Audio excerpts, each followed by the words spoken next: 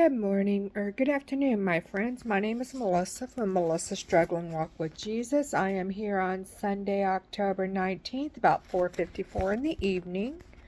And I am here to share the Word of God with you from the Amplified Holy Bible. And I'm using the Navigator's Bible reading plan. I am on month 4, reading 7C, 7 and 8C, and I will be reading Psalms chapter 78. The title is God's Guidance of His People in Spite of Their Unfaithfulness. It's a skillful song or a didactic or reflective poem of Asaph, and it says, "Listen, O my people, to my teaching. Incline your ears to the words of my mouth and be willing to learn. I will open my mouth in a parable to instruct using examples. I will utter dark and puzzling sayings of old that contain important truth." Check out Matthew chapter 13, verses 34 and 35. Verse 3, "Which we have heard and known, and our fathers have told us. We will not hide them from their children, but we will tell to the generation to come the praiseworthy deeds of the Lord, and tell of His great might and power and the wonderful works that He has done.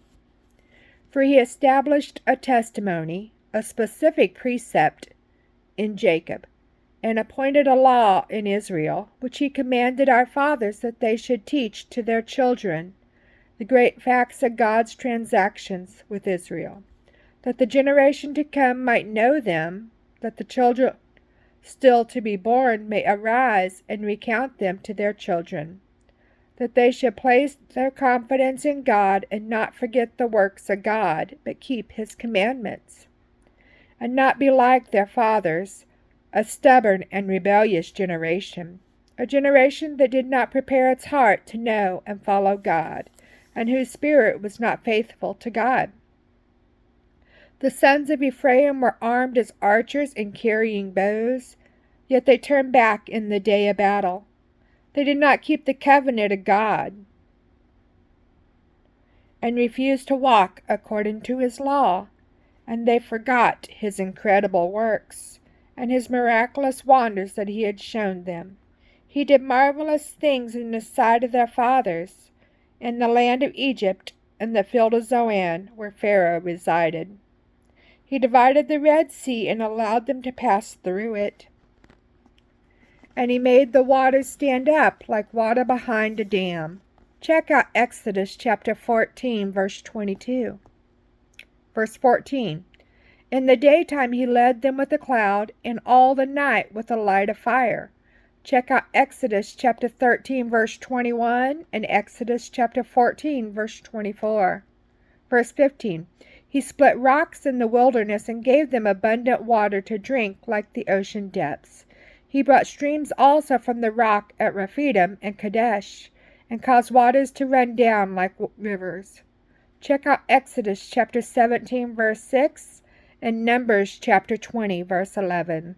Verse 17, "Yet they still continued to sin against Him by rebelling against the Most High in the desert. And in their hearts they put God to the test by asking for food according to their selfish appetite.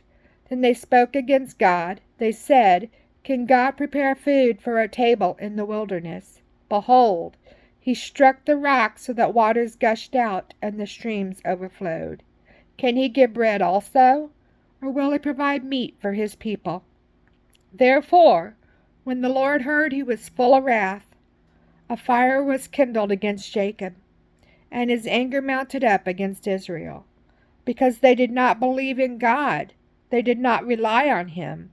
They did not adhere to Him, and they did not trust in His salvation, His power to save.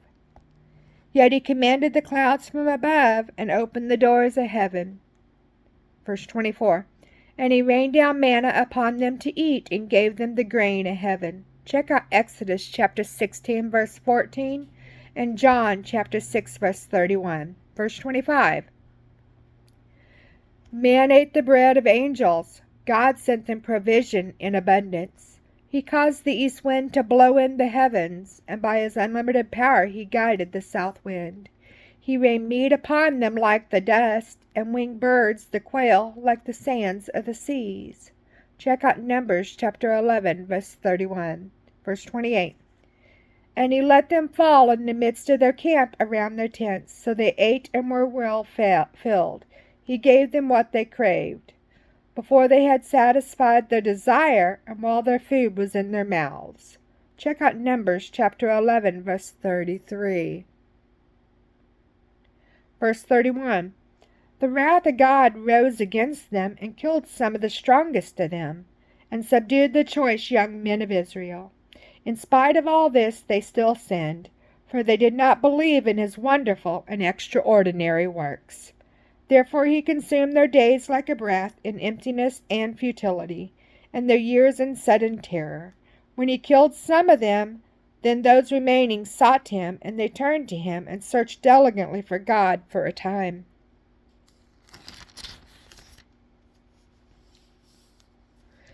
And they remembered that God was their rock, and the Most High God their Redeemer. Nevertheless, they flattered him with their mouths and lied to him with their tongues.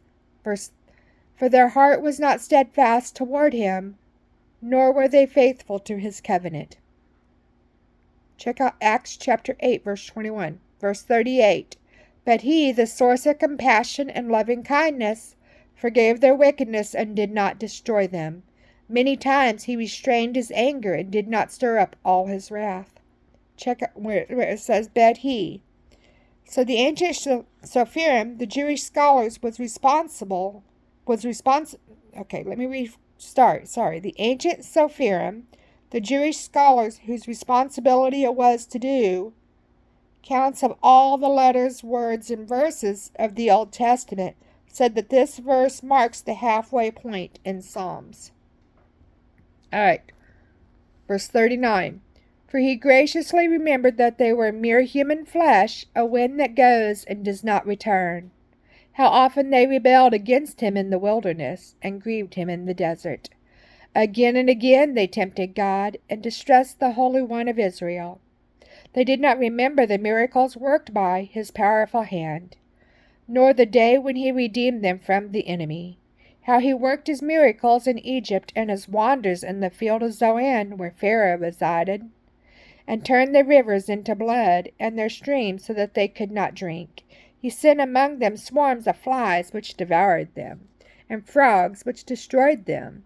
He also gave their crops to the grasshopper, and the fruit of their labor to the locust. He destroyed their vines with great hailstones, and their sycamore trees with frost. He gave over their cattle also to the hailstones, and their flocks and herds to thunderbolts. Check out Exodus chapter 9, verses 18 through 21. Verse 49. He sent upon them his burning anger. Check out Exodus chapter 12, verse 23. And his fury and indignation and distress, a band of angels of destruction among them. He leveled a path for his anger to give it free run. He did not spare their souls from death, but turned over their lives to the plague. He killed all the firstborn in Egypt, the first and best of their strength, and the tenths of the land of the sons of Ham. But God led his own people forward like sheep, and guided them in the wilderness like a good shepherd with a flock. He led them safely, so that they did not fear, but the sea engulfed their enemies. Check out Exodus chapter 14, verses 27 and 28. Verse 54. So he brought them to his holy land, to this mountain Zion, which his right hand had acquired. He also drove out the nations before the sons of Israel, and allotted their land as an inheritance, measured out and partitioned. And he had the tribes of Israel dwell in their tents, the tents of those who have been dispossessed. Yet they tempted and rebelled against the Most High God, and did not keep his testimonies, his laws. They turned back and acted unfaithfully like their fathers. They were twisted like a warped bow, that will not respond to the archer's aim. For they provoked him to righteous anger with their high places, devoted to idol worship, and moved him to jealousy with their carved images. by denying him the love, worship, and obedience that is rightfully and uniquely his.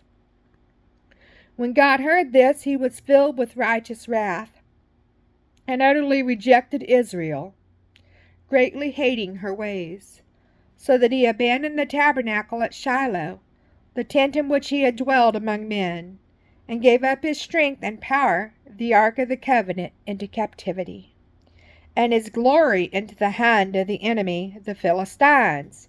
Check out 1 Samuel chapter 4, verse 21. Verse 62. He also handed his people over to the sword and was infuriated with his inheritance, Israel. Check out 1 Samuel chapter 4, verse 10. Verse 63. The fire of war devoured his young men, and his bereaved virgins had no wedding songs. His priests Hophni and Phinehas fell by the sword, and his widows could not weep.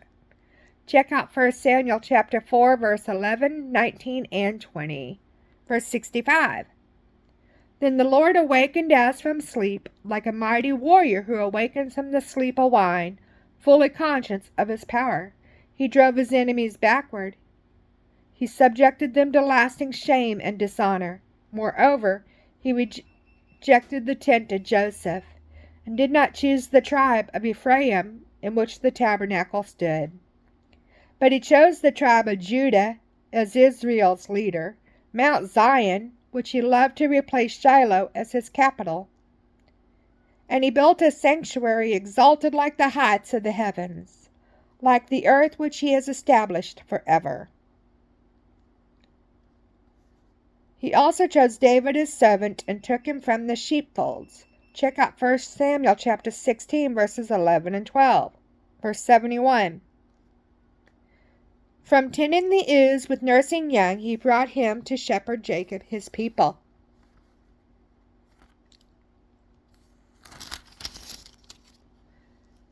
And Israel as inheritance. Check out 2 Samuel chapter 7, verses 7 and 8. All right, in verse 71, where it says from. The first impression one might receive from this passage is that God elevated David from the lowliest position in Israel to the highest. But the ancient rabbis said that God tested David's skills and wisdom as a shepherd. For example, it is said that David held back the bigger sheep from the pasture and brought out the smaller ones first to graze on the tender grass. The rabbis represented God as saying, "He who knows how to shepherd the sheep, each one in proportion to its strength, shall come and shepherd my people." Also where it says tending in verse 71, other Bible literature has the word following. All right, verse 72. So David shepherded them according to the integrity of his heart and guided them with his skillful hands.